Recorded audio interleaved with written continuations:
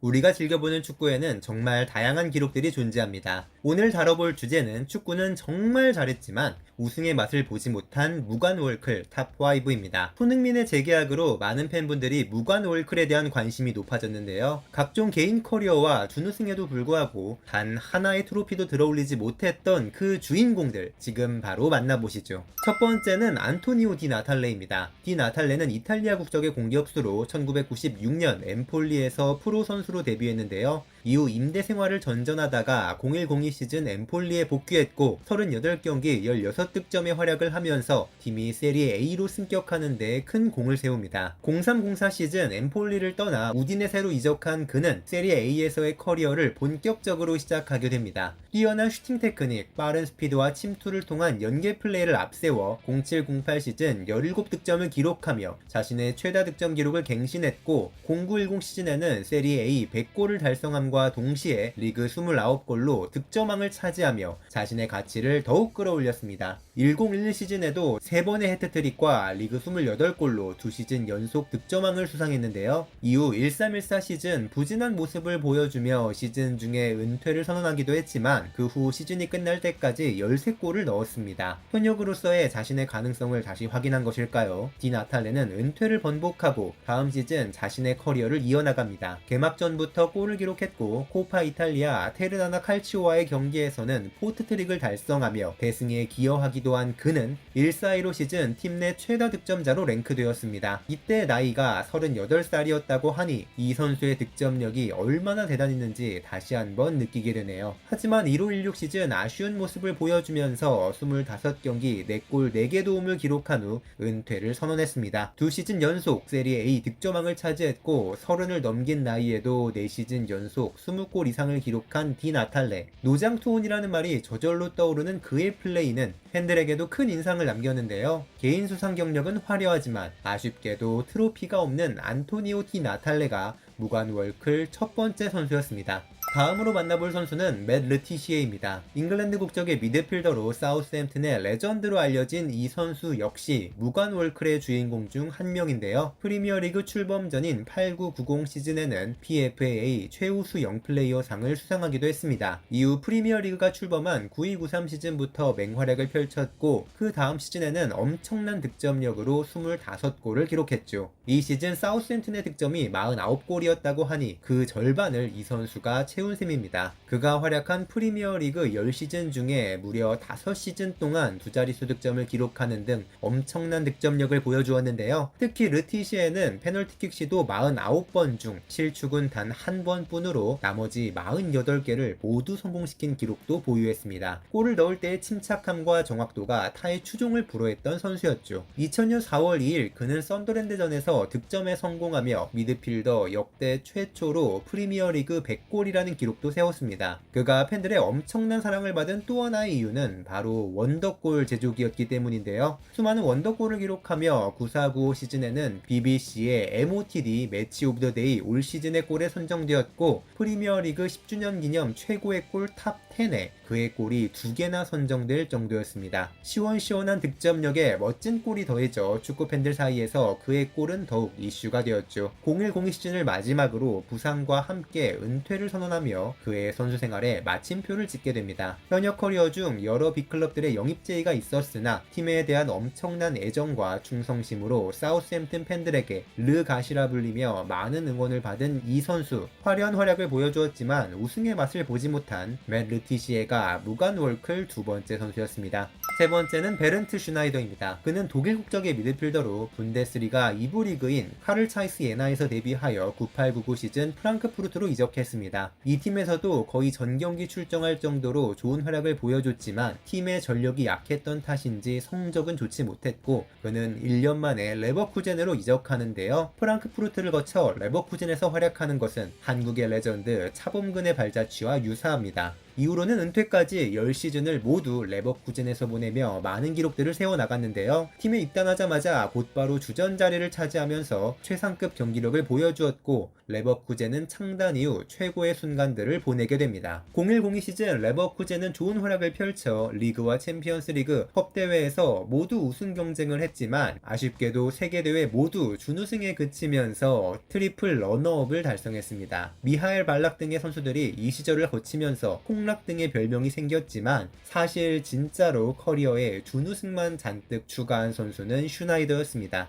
슈나이더는 이런 활약 덕분에 2002 한일 월드컵도 출전할 수 있었는데요. 처음에는 세바스티안 다이슬러에게 밀려 최종 명단에 들지 못했지만 다이슬러의 부상으로 인해 다시 발탁되었고 월드컵에서 엄청난 능력을 보여주면서 다이슬러의 공백이 잊혀질 정도의 퍼포먼스를 보여주었습니다. 조별 예선부터 결승까지 모두 선발 출장에 준우승의 주역이 되었고 국내 많은 팬들도 그를 기억할 수 있게 됐죠. 월드컵 후에도 정확한 오른발킥과 날카로운 크로스를 보여주며 03-04 시즌 리그 10개의 골을 기록했고 계속 좋은 활약을 이어간 결과 유로 2004, 2006 월드컵까지 모두 주전으로 활약했고 독일 팬들의 사랑을 받았습니다. 하지만 08-09 시즌 허리 부상을 당한 후 거의 모습을 보이지 못했고 시즌 종료 후에 은퇴를 선언합니다. 월드컵 준우승, 분데스리가 준우승, 챔피언스리그 준우승, 컵대회 준우승 등을 골고루 경험했지만 끝내 어떤 우승컵도 들어올리지 못한 베른트 슈나이더가 무관 월클 세 번째 선수입니다. 네 번째는 스탠 콜리모어입니다.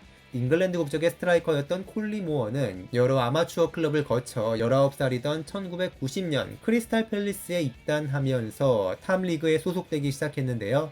하지만 마크 브라이트와 이안 라이트라는 걸출한 자원이 있던 팰리스에서 자리를 잡기란 쉽지 않았습니다. 92-93 시즌에 2부 리그의 사우스엔드로 이적한 콜리모어는 30경기에 출전해 15골을 넣는 활약을 보이며 강등을 막은 주역으로 올라섰습니다. 이 활약을 바탕으로 93-94 시즌을 앞두고 노팅엄 포레스트로 이적했는데요. 그의 득점포는 멈출 줄을 몰랐습니다. 28경기에 출전해 19골을 넣었고 노팅엄 포레스트는 퍼스트 디비전에서 준우승을 기록, 당시 1부 리그인 프리미어 리그로 승격했습니다. 1부에서도 득점력이 통해 22골을 기록했고 리그 후반에는 13경기 무패 행진을 이어간 노팅엄 포레스트가 리그 3위로 UEFA컵에 진출하는 쾌거도 이뤄냈죠. 콜리모어는 이 활약으로 잉글랜드 대표팀에 소집되었고 빅클럽으로의 이적도 추진했는데요. 맨유, 리버풀, 에버튼, 뉴캐슬 등이 그에게 러브콜을 보냈는데 콜리모어는 리버풀을 선택했습니다. 로비 파울러와 함께 환상적인 투톱을 형성했고 그들은 95-96 시즌 함께 55골을 합작하는 미친 퍼포먼스를 보였죠. 그럼에도 리그에서 또 3위를 기록하며 우승은 하지 못했고 FA컵 결승에서는 자신을 영입하려던 맨유를 만나게 되었는데요. 선발로 나선 콜리모어는 별다른 모습을 보이지 못했고 팀이 패배하면서 트로피를 들어올리지 못했습니다.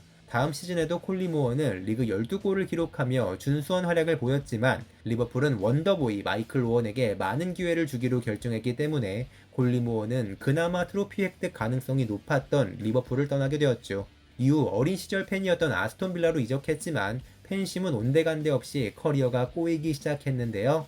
볼튼의 앤디 토드와 그라운드에서 주먹 다짐을 한 후 퇴장을 당해 3경기 출장 정지를 당하고 파리의 한 술집에서 여자친구를 폭행한 사건에 연루되기로 했습니다. 아스톤 빌라에 몸담은 4년 동안 7골밖에 넣지 못했고 이후 2001년 겨울 라리가의 레알 오비에도로 이적하지만 단 5주 만에 3경기만 뛴 채 은퇴를 선언합니다. 심지어 구단에 알리지 않고 언론을 통해 은퇴를 선언한 것이어서 결국 계약 위반 혐의로 고소를 당하고 선수로서의 커리어를 마감하게 되었죠. 은퇴 후 콜리모어는 선수 생활 중 우울증과 스트레스 때문에 정신과 상담을 받았으며 현재도 우울증과 계속 싸우고 있다고 밝혔는데요. 선수 시절에 불행은 있고 행복한 나날을 보내기를 응원하겠습니다. 우승 트로피를 노리던 유망한 스트라이커에서 현재는 축구 전문가로 활동하고 있는 콜리모어가 무관 월클 네 번째 선수였습니다. 마지막은 명실상부 토트넘의 에이스이자 2010년대 최고의 스트라이커 중 하나인 해리 케인입니다. 미럴, 노리치, 레스터 등 임대를 다니며 비교적 평범한 선수처럼 보였던 케인은 11-12 시즌부터 토트넘 1군 경기에 출전하기 시작했습니다. 13-14 시즌에는 팀 샤우드 감독 대행의 눈에 들어 첫 선발 출장을 기록했고 19경기 4골로 준수한 스탯을 보였죠. 1-4-2로 시즌 포텐이 제대로 터진 케인은 아데바요르와 솔다도를 제쳐내고 주전 원톱으로 기용되기 시작했습니다. 리그에서 21골을 몰아치며 리그 득점 랭킹 2위에 올랐고 팀 내 최다 득점, 토트넘 올해의 선수상, PFA 영플레이어상, PFA 올해의 팀을 수상했죠. 다음 시즌에는 리그 25골로 득점왕을 차지하며 16년 만에 잉글랜드 국적 프리미어리그 득점왕이 되었습니다.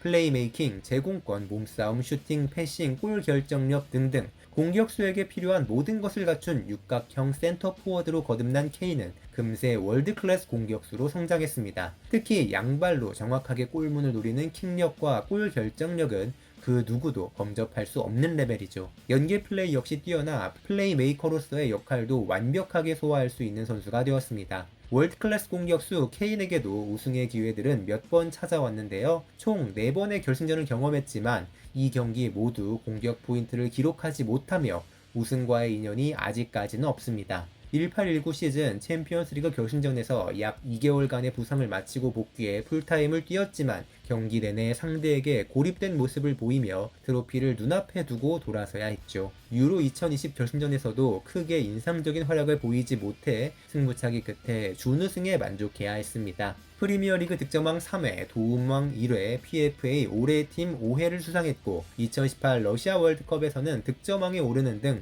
개인 수상은 화려하지만 아직까지 메이저 트로피가 없는 것이 자신의 커리어에서 가장 아쉬운 부분인데요. 아직 커리어가 많이 남아있으니 자신의 능력에 걸맞는 트로피를 꼭 들어올렸으면 합니다. 현재까지는 무관 월클이라는 단어와 가장 잘 어울리는 해리 케인이 오늘 주제의 마지막 선수였습니다. 추가적으로 위건과 에버튼에서의 활약으로 EPL 최고의 왼쪽 윙백 중 한 명으로 기억되고 있으며 맨체스터 유나이티드에 많은 관심을 받기도 했던 레이턴 베인스 역시 준우승의 기억만 다수 있을 뿐 트로피를 들어올린 경험이 없는데요. 이 선수는 다음 영상에서 다른 주제로 다뤄질 예정이기 때문에 짧게 언급하고 넘어가겠습니다. 오늘 만나본 무관 월클 5명 어떠셨나요? 트로피가 선수 커리어의 우열을 가리는 절대적인 존재는 아니지만 뛰어난 능력과 충성심을 가진 선수가 무관에 머무른다는 것은 축구 역사에서 매우 아까운 일이 아닌가 싶습니다. 구독과 좋아요 버튼 눌러주시면 힘내서 재미있는 기록들과 함께 찾아오겠습니다. 알고 싶은 기록들이 있다면 댓글로 남겨주시고 다음 순위도 많은 기대 부탁드립니다. 감사합니다.